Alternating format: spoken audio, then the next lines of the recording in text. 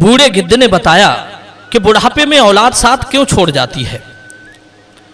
आज का वीडियो बिना स्किप किए सभी को देखना चाहिए, क्योंकि बुढ़ापा तो एक दिन सभी पर आएगा। जो आज बालक है वो कल युवा बनेगा, परसों जवान होगा और आगे फिर बुढ़ापा स्वीकार करना ही पड़ेगा।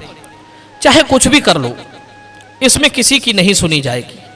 ऐसा नहीं है कि कोई व्यक्ति अधिक धनवान है तो वो कुछ रिश्वत दे देगा तो बुढ़ापा उस पर असर नहीं करेगा। ऐसा नहीं है कि कोई बड़ा बहादुर है, लोग उससे डरते हैं तो बुढ़ापा भी उसके डर से उसके पास नहीं जाएगा। चाहे कोई ज्ञानी हो, धनी हो, बली हो या गुड़ी हो, सबके सारे हुनर धरे के धरे रह जाएंगे जब बुढ़ापा आपके ऊपर आएगा तब। इसलिए यह जानकारी सबको ध्यान से सुननी चाहिए। इस वीडियो से पता चलेगा कि औलाद बुढ़ापे में साथ क्यों छोड़ जाती है। इस बात को समझने के लिए हमें इस कहानी को ध्यान से सुनना चाहिए। किसी जंगल में एक बड़ा भारी बरगद का वृक्ष था। उस वृक्ष पर हजारों भांत भांत के पक्षी दिन भर किलोले करते रहते थे, या यूं कहिए कि पूरे जंगल के पक्षी उस बट वृक्ष पर विश्राम करने के लिए जाते रहते थे। कुछ पक्षियों का तो वो वृक्ष स्थायी निवास स्थल था। उस वृक्ष पर रहकर पक्षी अपार आनंद की अनुभूति प्राप्त करते थे।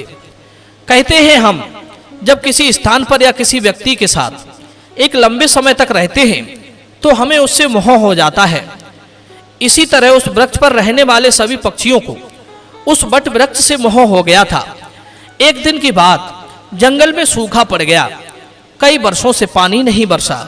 जंगल के वृक्ष सूख सूख कर मुरझाने लगे। वो बट वृक्ष भी पानी न बरसने के कारण सूखने लगा।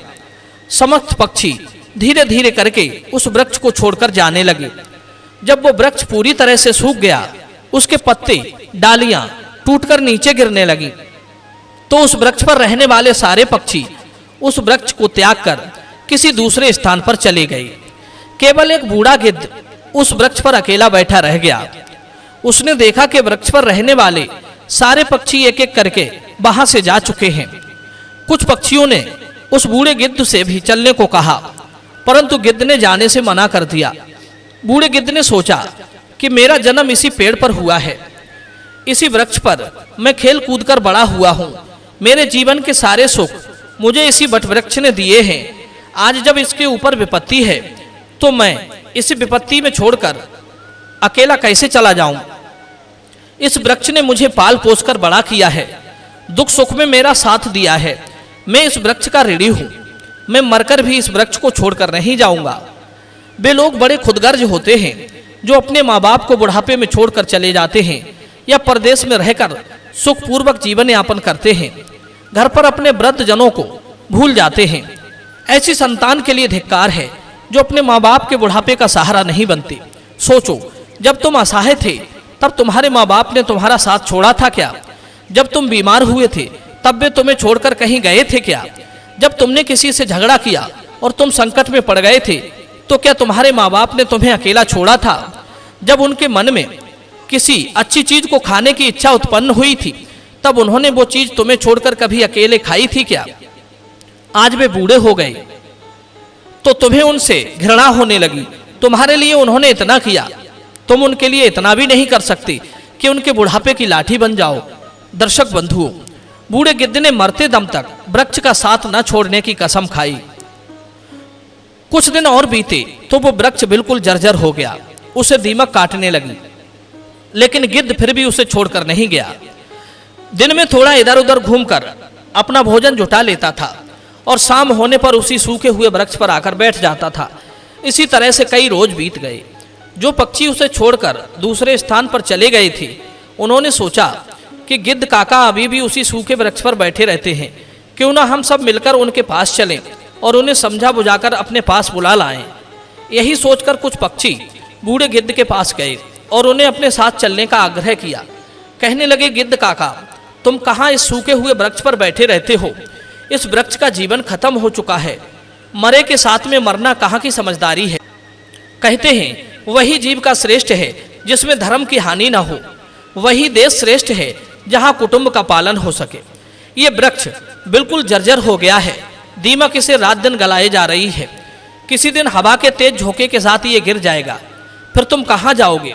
विद्वान लोग कहते हैं कि शत्रु, कर्जा, अग्नि, बीमारी, इन चारों को समय रहते दबा देनी चाहिए। जो इनसे अपना समाधान नहीं करता वो बेमौत मारा जाता है। ठीक इसी प्रकार तुम्हें भी इस वृक्ष को छोड़कर किसी खुशहाल स्थान पर अपना निवास बना लेना चाहिए। मित्रों, समस्त पक्षियों के समझाने पर भी बूढ़ा गिद्ध उस वृक्ष को छोड़ने के लिए तैयार नहीं हुआ। कहने लगा, भाइयों, ये वृक्ष मेरे माँ बाप के समान है। मेरे माता पिता मुझे जन्म देकर इसी वृक्ष पर मुझे छोड़कर चले गए थे। उनके जाने के बाद मैं इसी वृक्ष पर खेलकर बड़ा हुआ हूँ। जीवन के सारे सुख मैंने इसी वृक्ष पर पाए हैं। बचपन से लेकर बुढ़ापे तक का सफर मैंने इसी वृक्ष पर तय किया है। अब इस मुश्किल घड़ी में मैं इसका साथ छोड़कर कैसे चला जाऊं? ये मेरी सबसे बड़ी खुदगर्जी होगी। कहते हैं, भक्त, सेवक और शरणागत जो ये कहता हो कि मैं आपका ही हूँ, इन लोगों को संकट पड़ने पर भी नहीं छोड़ना चाहिए। जो इन्हें संकट में छोड़कर जाता है उन्हें बहुत बड़ा पाप लगता है। और जिसने अपना पालन पोषण किया हो, दुख सुख में साथ ना छोड़ा हो, ऐसे माता पिता को छोड़ता है तो वो जघन्य अपराध का भागी होता है। उन संतानों को कभी मनुष्य की योनि में जन्म नहीं मिलता।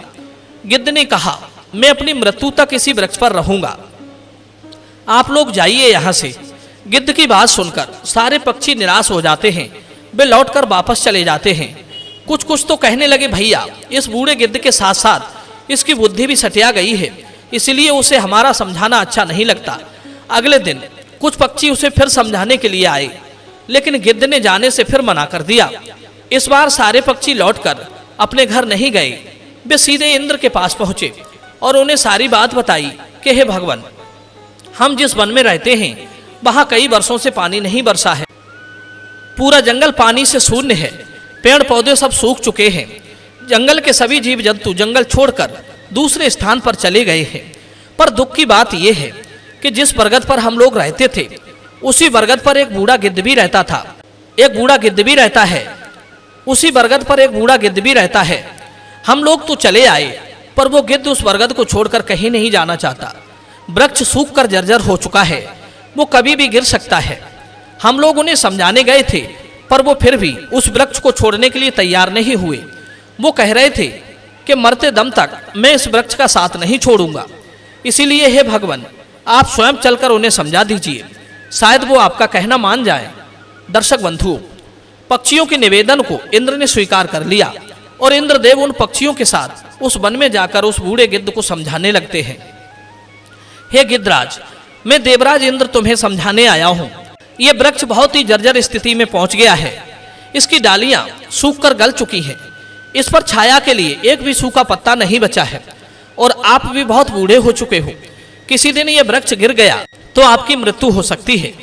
इसलिए इस वृक्ष को छोड़कर किसी सुरक्षित स्थान पर चले जाइए। दर्शक बंधुओं, इंद्र की बात सुनकर बूढ़ा गिद्ध कहने लगा, हे भगवान, एक बात बताओ, जब मेरा जन्म हुआ था तो मेरे माता पिता मुझे इसी वृक्ष पर छोड़कर स्वर्ग सिधार गए थे। मैं जब असहाय था तो मुझे इसी वृक्ष ने पाल पोसकर बड़ा किया।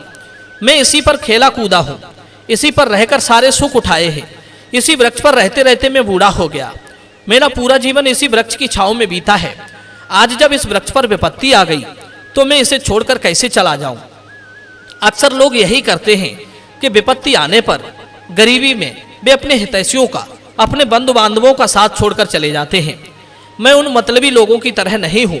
मैं मरते दम तक, आखिरी सांस तक अपने माता पिता के तुल्य इस वृक्ष का साथ निभाऊंगा। गिद्ध का ऐसा अद्भुत प्रेम देखकर इंद्र बहुत खुश हो जाते हैं। कहते हैं, गिद्ध, मैं तुम्हें वरदान देना चाहता हूँ, बताओ तुम्हें क्या चाहिए?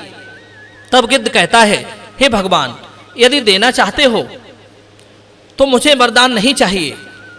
इस बरगद को वरदान दे दीजिए ताकि ये हरा भरा हो जाए, इसकी आयु बढ़ जाए। मैं तो वैसे भी बूढ़ा हो चुका हूँ, थोड़े बहुत दिन का जीवन शेष बचा है।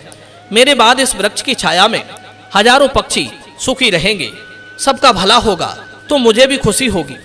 गिद्ध की बात सुनकर इंद्र ने उस वृक्ष को फिर से हरा भरा बना दिया। पूरे जंगल में पानी बरसा दिया। सारे जंगल के वृक्ष फिर से हरे भरे हो गए।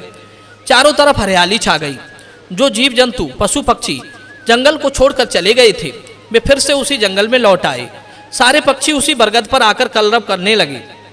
सब पक्षी उस बूढ़े गिद्ध काका की खूब सेवा करने लगे। उनके लिए भोजन पानी सब वहीं लाकर देते थे। मित्रों, इस प्रकार गिद्ध का शेष जीवन सुखपूर्वक बीत गया।